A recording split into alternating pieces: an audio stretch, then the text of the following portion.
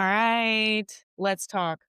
Client leaves you on red after you send a proposal or after you tell them your price, right? You sent them the link.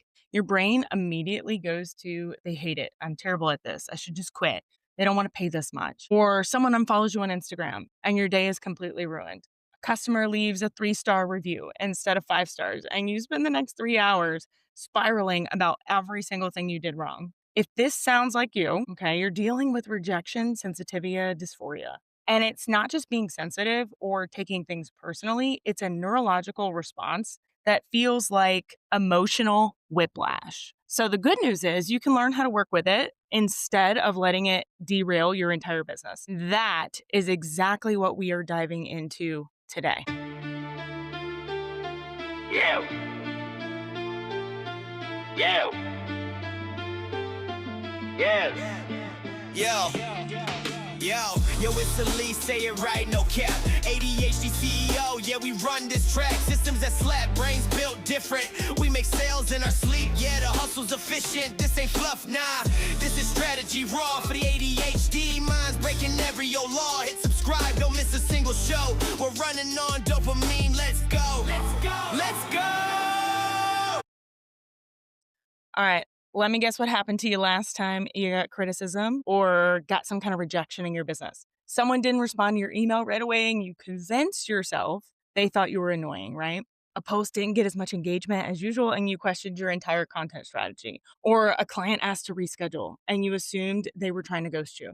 The worst part is logically, you were probably overreacting, but emotionally, it feels like proof you are failing, that you're not cut out for this, or that everyone secretly thinks you're a fraud of some sort. This is called rejection sensitive dysphoria in action. Okay. And it's an extreme emotional sensitivity to perceived rejection or criticism that many ADHD people, especially ADHD entrepreneurs, because you're in some sort of sales experience. And it doesn't just hurt your feelings, it sabotages your business decisions. You avoid following up with leads because you don't want to seem pushy, or you don't raise your prices because you are terrified someone will say no. And you second guess every single business decision because what if people judge you? RSD makes every piece of feedback feel like a personal attack. And you probably experienced this a lot as a child as well. And you were probably told you're too emotional or you're just too much to handle. And so we kind of start to believe those inner thoughts, even as a kid. But every neutral interaction feels like rejection. And every business risk feels like you're setting yourself up for public humiliation. This is often why ADHD people really struggle to have good connections, good relationships, or deep friendships. Maybe, especially as a child, you feel like, everyone's against you, or maybe you feel left out, not part of the group. And a lot of times it's just because the way we respond with RSD, other people see us as, oh my gosh, dramatic or emotional, way too emotional, they don't want to handle. And so I really want to talk about the stories RSD tells you about yourself and your business. So, one thing that I see a lot in entrepreneurs with ADHD is the story of like when everyone's judging me. So, you have this belief with your RSD that your brain is constantly scanning for like signs of rejection or disapproval. A client's taking 2 hours to respond. They must be mad. Someone didn't like your post. Everyone thinks you're terrible. Your brain treats every one of these as potential rejection. And because you are hypervigilant for criticism, you find it everywhere, even when it doesn't really exist. And that's exactly why inside ADHD Entrepreneur Academy, we work on recognizing the difference between actual feedback and RSD fueled like catastrophes that you're making up in your head. Because you can't build a business when you're constantly defending yourself from these imaginary attacks. And you're not crazy. I'm not calling you crazy. Okay, I've done this myself. That's how I'm able to talk about this. But especially when you're building an online business, you're going to have those keyboard warriors, right? Or those haters. And so we often take those extremely personal, extra personal, like too personal. The next story that I see a lot from ADHD entrepreneurs that they're telling themselves is that I can't handle criticism trap. So the thing with RSD, it doesn't want you to know that criticism isn't the same as rejection. But when you have RSD, we often feel like they're identical. And so I've had a client before that came to me and she had sent an invoice and someone asked her, responded to that invoice and said, can we adjust this? And she felt like they were telling her, you were terrible and I hate you. Like that is what her brain was telling her because her brain didn't see the difference between constructive feedback or a personal attack. And so we end up avoiding these situations where you might receive criticism. Like you don't ask for testimonials because what if someone says something negative? Or maybe you don't launch something because what if people don't like it? But we often struggle to see fact versus fiction of what we're telling ourselves inside our head. So we end up avoiding these situations where we might receive that. And that's why I created the Focused In Free membership because we practice, those feelings from facts and have that daily accountability. So inside my membership, we do daily trainings. And part of that is just to keep you in momentum because with RSD, it's very easy for us to shut down and our executive dysfunction take over because we have felt rejected so much. We just completely shut the business down. And then this is something I see with like the emotional intensity of RSD. It doesn't mean the criticism is true that you're failing. It's just how we feel. And your feelings are valid, okay? I'm not here to devalidate your feelings, but you do have to understand your brain enough to be able to separate them. And then the next story that I hear very often, my clients telling themselves is like one negative cancels out everything positive. And I see this actually a lot in my daughter as well. And looking back, I probably did this a lot as a kid, but I could have 99 happy clients. But if one person is disappointed, my brain will fixate on that one person. You could get 50 positive comments and that one critical one, that's all you remember. So this is RSD's like specialty of making one piece of negative feedback feel more real and important than everything positive.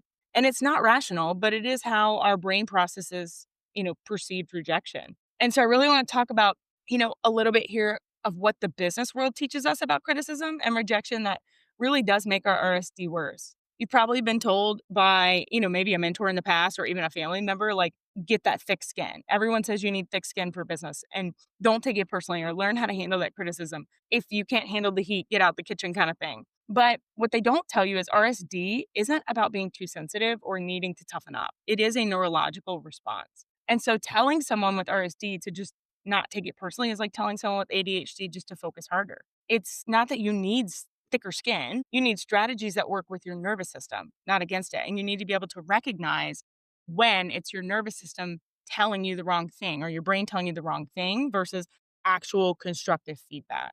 You might have also been told the customer is always right. This is a hard one, okay? Because I'm actually like, I went through this whole process when I was in corporate of becoming a customer experience officer. And it was really about the customer relationship and their life cycle and, how to make price irrelevant based on providing like exceptional customer service. But business culture tells us to bend over backwards for every customer, to take all the feedback as gospel and to like constantly improve based on that criticism. And when you have RSD, this is like a recipe for disaster because you'll twist yourself into knots trying to please everyone and still feel like you're failing. So, not all feedback is useful, not all criticism is accurate.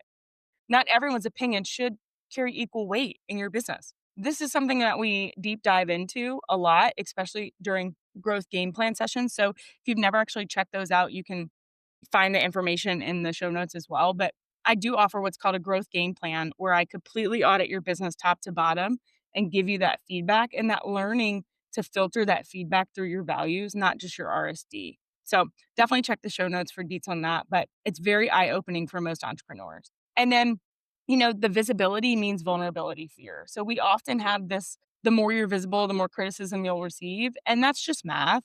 But for ADHD entrepreneurs with RSD, this can make marketing feel absolutely terrifying. And so you'll play small, you don't post consistently, you don't pitch yourself for opportunities, you kind of stay hidden because it feels safer. But playing small doesn't protect you from RSD. It limits the business growth while you're still experiencing the same emotional intensity over the smallest things. And so the breakthrough moment for me was really realizing that RSD isn't about criticism, it's about how my nervous system processes the feedback, the input. And I can't control whether someone will criticize me or not. I can't control whether a client will be happy with a post or flip out or a post will flop. I can control how I respond to it with my RSD as triggered though. And the truth here is that criticism and rejection are inevitable in your business. Once I stopped trying to avoid all the criticism and started building systems to handle it when it shows up, everything really changed for me. But spiraling 3 days after every piece of feedback is optional. You don't have to do that. You don't need to eliminate RSD to have a successful business, but you do need to learn to work with it. And again, that's exactly what I teach inside my ADHD Entrepreneur Academy, how to build those dopamine friendly systems and understanding that RSD is going to be part of that. So I want to teach you really quickly how to handle criticism without spiraling when you do have RSD. Okay, small framework here. The 24-hour rule, number one. When you receive criticism or perceived rejection, you have 24 hours before you're allowed to respond to it or make any business decisions based on it. So if you were triggered by something, some sort of emotional flood, whether it be a comment, an email from a client, I want you to wait 24 hours. Okay. The intensity will usually decrease enough that you can evaluate whether that criticism is actually valid or if it's your RSD trying to talk to you. Once you get that critical feedback, write it out, okay? Whether you are a pen and paper person, Google Doc person, whatever, don't send it. Don't send a response. Wait 24 hours and then decide if that criticism is actionable or if it was, RSD amplifying it. Strategy number 2, fact versus feeling. So it really makes us feel like that rejection is a fact and you need a system to separate them. So when criticism hits you, ask yourself, what are the actual facts? Client asks for a revision. A client thinks I'm terrible and regrets hiring me. That's probably a feeling. Okay. They want a revision. That's a fact. This is one of those core frameworks that you need to use in your business because most of the story RSD tells you lives in the feeling category. It's not a fact category. And you can't make good business decisions based on RSD generated stories in your head. So create you a 2-column document. And on the left, facts, on the right, stories. You'll be surprised how little of your spiral is based on actual facts. And strategy number 3, the pre-decision response plan. Okay. Don't wait until your RSD is triggered to figure out how you're going to handle that criticism. Do it now. So, for example, when someone leaves, a negative comment, write out your process for that now. I'm going to wait 24 hours, respond professionally, close my laptop, go for a walk. When a client asks for revisions, I'm going to remind myself this is normal, review the feedback objectively, and respond with a timeline. But having some of these pre-decided responses removes the need to make decisions while emotionally flooded. It's like having a business continuity plan for your nervous system. So write out your response plan right now. Go ahead, write 3 common RSD triggers in your business and keep it somewhere you can reference when you're triggered. Strategy number 4, the trust filter system. So you can't always trust your own perception of criticism when RSD is activated. So don't try to process it alone.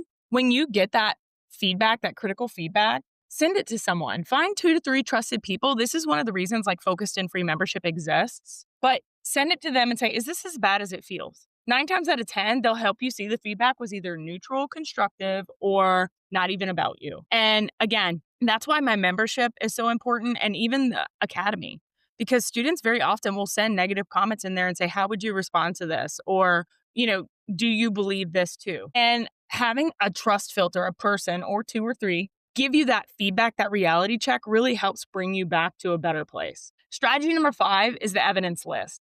So RSD really wants you to believe that one criticism means you're failing. You need concrete evidence to counter that story. So keep a running document of every positive piece of feedback ever. Get you a Google Doc, screenshot positive comments, screenshot positive testimonials, drop them in there. But when RSD tries to convince you that everyone hates your work, pull it out. Read through them. This isn't toxic productivity. This is giving your brain accurate data instead of letting your RSD cherry pick only negative stuff for you. So go ahead and start your Google Doc, your wins folder, your wins list, and reference back to that. A couple more practical implementation tips for social media. Turn off notifications. Okay. Check engagement on your schedule, not in real time. It's very easy to go back. If I say, okay, I'm going to check my TikTok comments every day at 2:00. If they left that comment yesterday, today at 2, I'm probably in a better place to read it. But it's not, unfollows aren't unusual. Okay. They're about that person's feed curation. They're not about you. Client feedback. Build a revisions round in your contracts if you're a service provider or even like a coach, and use templates for responding to these. Okay. For price rejections, remind yourself that no often means not right now or not the right fit, or, maybe it's just not for them. Maybe they're not the client for you, but no does not mean you're not valuable. And then visibility. This is definitely something I see a lot in my membership, but start with smaller platforms, private communities before trying to create this massive following. Build your confidence in low stake environments first. And we talk a lot about this. I give a lot of tips for this in Unmasked, my free Telegram community. So definitely jump in there. And if you're not already on the wait list for Flow First Thinking, my book coming out later this year, I would also jump on there because I am talking a lot about these practical implementation tips in that book itself. So I want you to hear this today. Having RSD doesn't mean you can't build a successful business. It just means you need different strategies than maybe a neurotypical entrepreneur. And you don't need to eliminate your sensitivity. You need systems to protect you when it's triggered.